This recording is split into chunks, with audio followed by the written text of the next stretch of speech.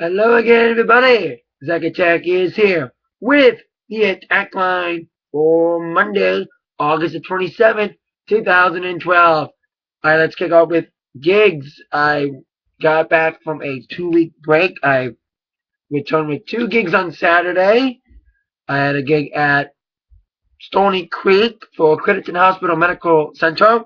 They had a little outdoor picnic type event at Stony Creek, and on Saturday afternoon it was a great show. We had a great turnout, beautiful weather outside for outdoor picnic. We had a great crowd. People loved the show. People enjoyed it very much, and looking forward to maybe doing it again next year. We had a little bit of dancing, a little bit, and decent show on Saturday afternoon. And after that, I went to Jefferson Street Pub, a pub in Harrison Township. I haven't done a pub slash bar show in 2 years since I done Swizzle in a little hole in the wall bar in Fort Gratiot.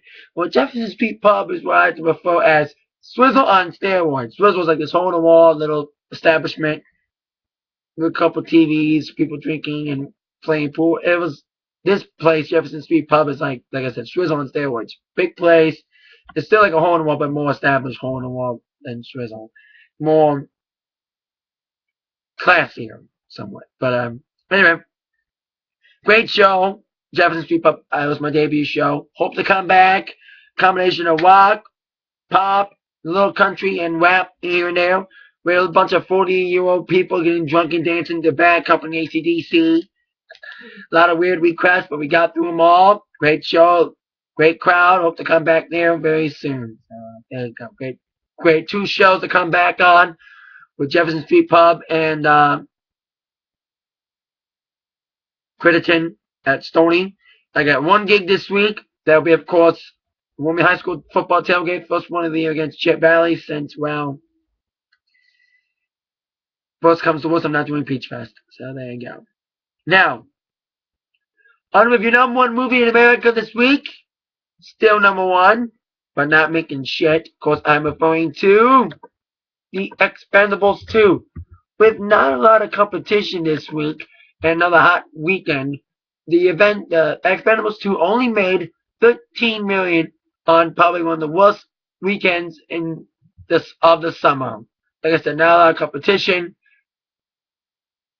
With only a few little movies like Premium Rush hitting 1, not doing much on the charts. Like I said, not a lot of new releases, so there you go. Expendables 2, number 1, second week, bad weekend. With the music news of the day, starting with the Rolling Stones. Now, the Rolling Stones released a cryptic photo over the weekend saying that keep your eyes peeled for an announcement in the next couple of days. That's what they said on the announcement. Well, apparently, the announcement may end up being a tour or probably an album. A greatest hits album full of new material, according to several sources. Rolling Stones apparently got photographed outside a Paris studio this past week, apparently recording new material. Mick Jagger, like I said, tweeted himself a photo going out of a studio.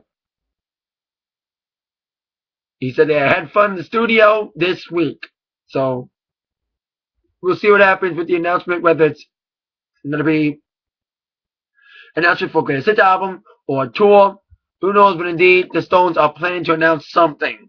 Whether it's a new album, greatest hits album, new single, or I'm hoping a tour to honor, of course, their 50th anniversary. Like earlier this year, it was rumored they were touring, and then the rumors were that it was not happening due to Keith Richards' health. Now, apparently, they've gotten back together, doing some rehearsals, and maybe going on tour this year, next year. Who knows what will happen? Who knows what the Stones are going to announce in the next couple of days? So, like Stones would say, stay tuned and keep your eyes peeled for an announcement from the Stones. Speaking of announcements, we could get an announcement about American Idol sooner or later. Now, I mentioned last week that Nicki Minaj is this close to signing a deal to be one of the new judges, joining Mariah and Randy Jackson. Well, besides those 3, a 4th judge may end up joining them. Now, there's been rumors that the 4th judge would end up being a country personality. 2 months ago, it was rumored that Brad Paisley was being considered. But now, Keith Urban has now been rumored to be joining Nikki, Mariah, and Wendy as the fourth judge on American Idol. According to several sources, he's nearing signing on to the deal. The source told the mag that Keith could be joining the judges for a cool $3 to $4 million salary for season 12. Fox is denying comment. So, there you go. Keith Urban set to be a new judge in AI along with Mariah and Nicki Minaj. Of course, them three being the new judges joining Randy Jackson, who's, of course, the last original standing. But as matter who on AI, AI sucks these days. We all know it. Now with VMA news. Now, a week from this Thursday will be the VMAs, of course, live from Los Angeles at the Staples Center, hosted by Kevin Hart. Now, already confirmed to perform, or already going to perform One Direction, Taylor Swift, Green Day, and Pink. They've already been confirmed, but now 2 more performers have been added, including the woman who's been nominated for the most VMAs this year, 5, including 2 for Video of the Year, Rihanna. Also set to perform another nominee for a couple of awards, including Best Rap Video, Best Male Video, and Best New Artist, Frank Ocean. Despite, of course, canceling some European shows due to his voice, Frank Ocean will indeed be helping to perform at the VMAs on September the 6th. Also, not just performers, new presenters have been added for the VMAs, joining previously announced presenters like Miley Cyrus, Wiz Khalifa, Mac Miller, and the Fierce 5. New presenters have been confirmed, including The Warden, Andy Samberg, Rashida Jones, 2 Chainz, and Kesha. I also forgot to mention that Alicia Keys is performing as well. She's already been confirmed as well. So you got new performers and presenters for the VMAs for September 6th at, is it 8 or 9? They keep changing the time a lot.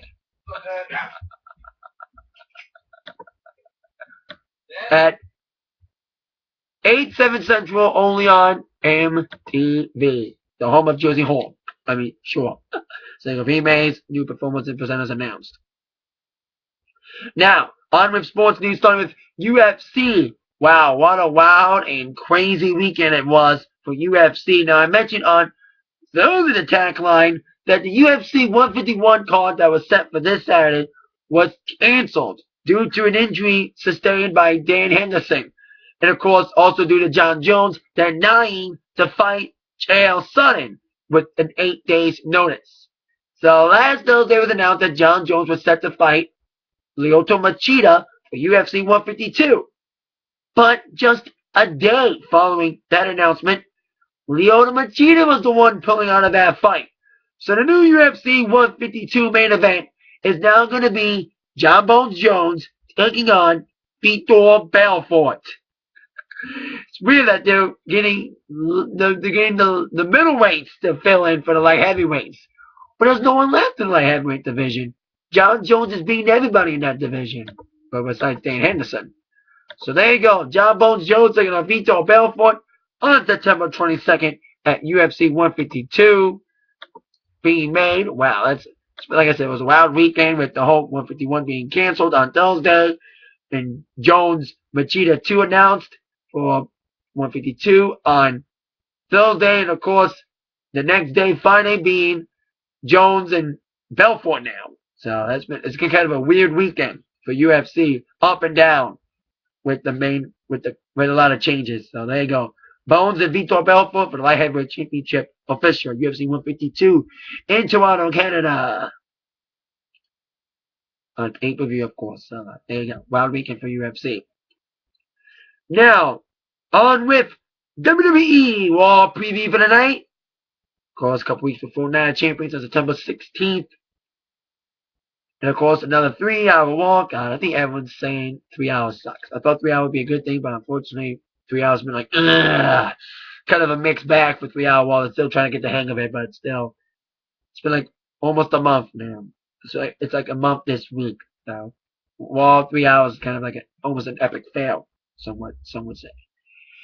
Top 4 questions. I couldn't give a fifth question. Top 4 questions that must be answered tonight.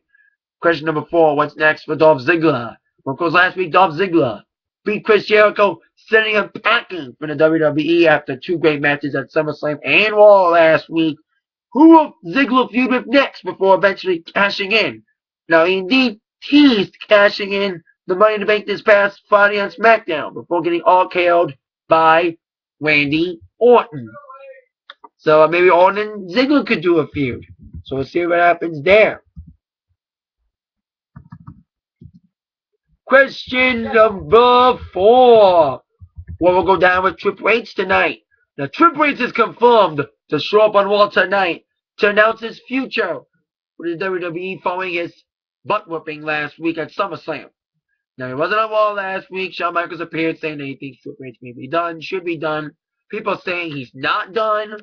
But we'll see what Triple H has to say about his future storyline or not tonight on Raw. I hope he comes to Raw and says, I'm done. I need to go back to my office and stop wrestling and taking the spotlight from other people who deserve it. Woo, woo, woo. That's all I gotta say, Triple H. Anyways, we'll see what happens with Triple H tonight, what he has to say about his future. I hope he says, nah, hey, goodbye. Alright. Question number 2. Will any matches be announced for Night of Champions? Well, apparently we found out the number 1 contender for the World Heavyweight Championship this past Friday on SmackDown. I think Alberto's getting another shot. If I will correct myself, if I am wrong.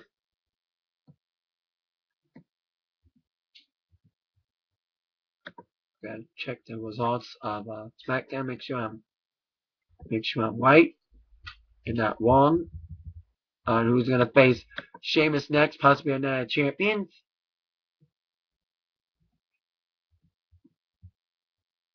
It was between Orton and Alberto Del Rio, number 1 contenders match this past Friday on SmackDown. And it was Alberto Del Rio, number 1 contender. So apparently Alberto may probably get a rematch against Sheamus. It's not confirmed yet for Night of Champions, but we're assuming that may be the main event. And of course, we gotta find out who's gonna face off against every champion. I'm guessing Primetime Players will probably get another shot against Truth and Kofi at Night of Champions. And of course, possibly Layla will defend the Divas Championship against Caitlyn, because Caitlyn won a Battle Royal last week. And the WWE Championship, we know who's going to face Punk, which leads me to question number 1. What happened between Punk, Cena, and Lawler? Now, last week, CM Punk was allowed by the general manager of Raw, AJ, to name his opponent for Night of Champions. CM Punk was going to choose John Cena if Cena were to come out and admit that Punk is the best in the world, because of the whole CM Punk won the spotlight for himself thing. Cena said no, he won't. He wouldn't because of reputation, saying to Punk, if you're going to let ego ruin the chances of this match, letting your ego to take to yourself to let me say you're the best in the world, no way. Let it be go your way. So apparently Cena's out, but Lawler may be in. Following Cena's denying of telling Punk he's the best in the world, Punk later confronted Jerry Lawler yet again over Lawler's quote at the end of War 1000 about Punk turning his back on the WWE. Where Punk kicked the crap out of Jerry Lawler to end War last week. So who knows? I mean, Lawler may be Punk's opponent. I hope not. Let me say this. I'd rather see Punk wrestle Lawler than Lawler wrestle Cole again. Anyway, so we'll see what Punk has to say about Lawler and Cena tonight on Raw at 8/7 Central on USA Network. That's it for my Atakline for today. See you all later for my Raw review tonight. Then Monument Act by the news from Zach. Thank you very much. See you all later. Have a great night. Yeah.